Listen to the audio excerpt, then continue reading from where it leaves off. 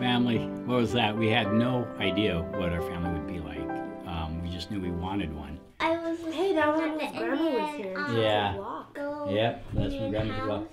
Do you kids remember this one? We started off with 1, and then we got 2, and then 3, and then 4, and 5, and 6, 7, 8. I'm thinking it was at a foster parent the dinner. Foster parent dinner. Having a family has been quite interesting. It changed us. It changes. And with the death of Samantha, that that was quite moving, and that was a point in our lives where we could have either turned on each other or gone ahead and hunker down, so to speak, and support each other and love each other more. And that's what we did, because it's just the only thing that we could do. And you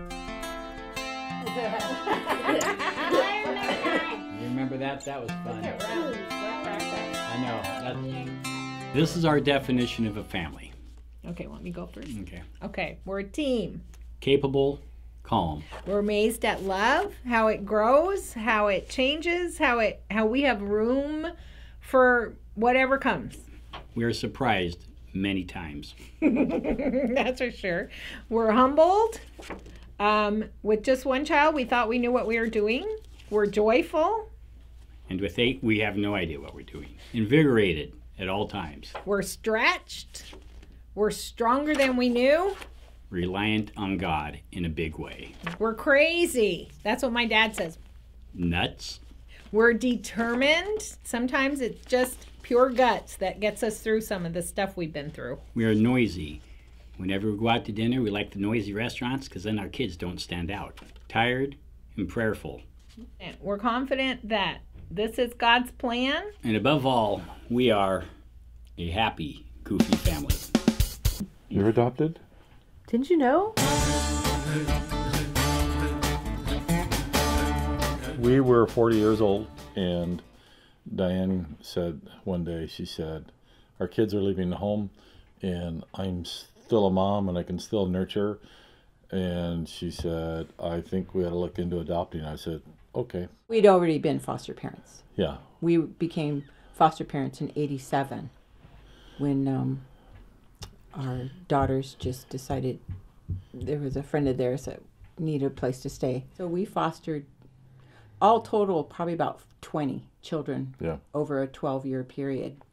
One time this fax came through of a little girl that had a bottle of Hershey's syrup with her, and she was sitting in a sunsuit with this cute little hair, and she was just grinning. And our son Rick said, that's the one with the Hershey bottle. We've got to get her. She was afraid of men when we got her, so Diane came up with the idea that I was going to be the primary caregiver. And so with that, so I got up, fed her breakfast, came home for lunch, and fed her dinner, and took her to the park. And it took about 2 weeks, and we were BFFs. We were forever. Besties. Yeah, buddy. Yeah. Diane's adopted too.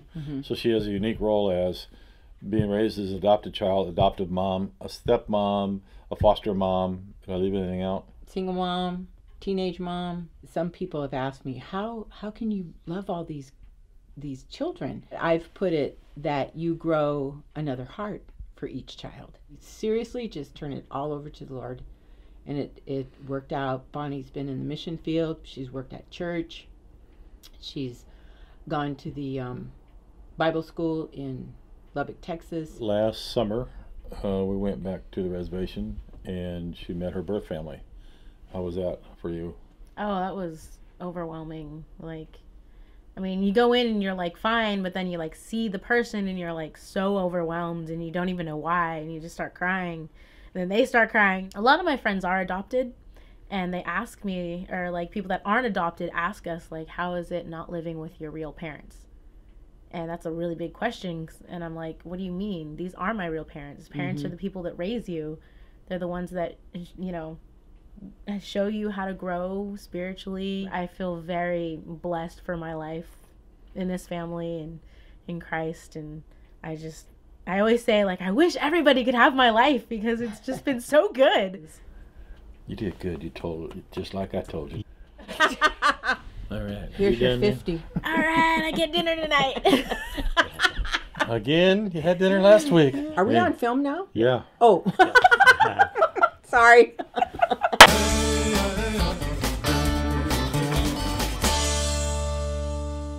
Being a black kid in an all-white family. At first, it was kind of weird. It wasn't kind of weird. It was most definitely weird. Well, the way it happened with us is I was looking through the Penny Saver one day and saw an ad for Christian foster parenting. It's been a lot of disappointment, a lot of letdown, and it gets really discouraging, and it just wears at everything you're pretty much made of.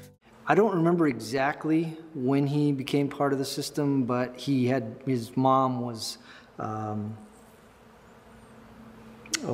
brushes with the system for quite some time before he was actually taken out, and he was taken out and put back, if I remember right, several times. But it was mainly drugs and neglect. But after a while, you just sort of forget about skin color because it's the people you care about, and you know this is like where you want to stay. It's like You're bringing into your home a lot of issues and struggles and turmoil that wasn't there before, and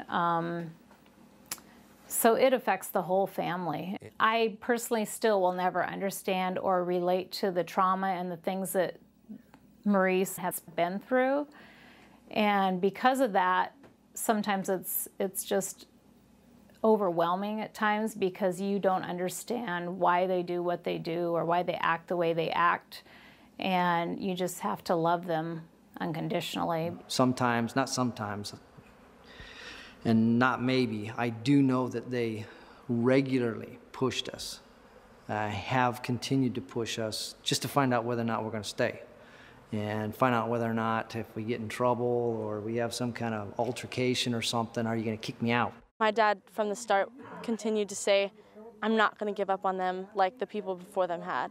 Because a lot of parents will just, one wrong action, one mess up, and they're gone.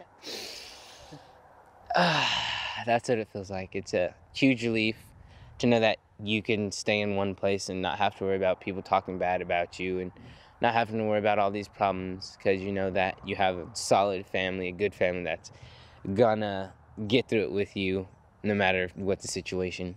It's been a huge challenge. It's probably been the hardest thing I think we've ever done as a family, but it's been rewarding and I wouldn't change it.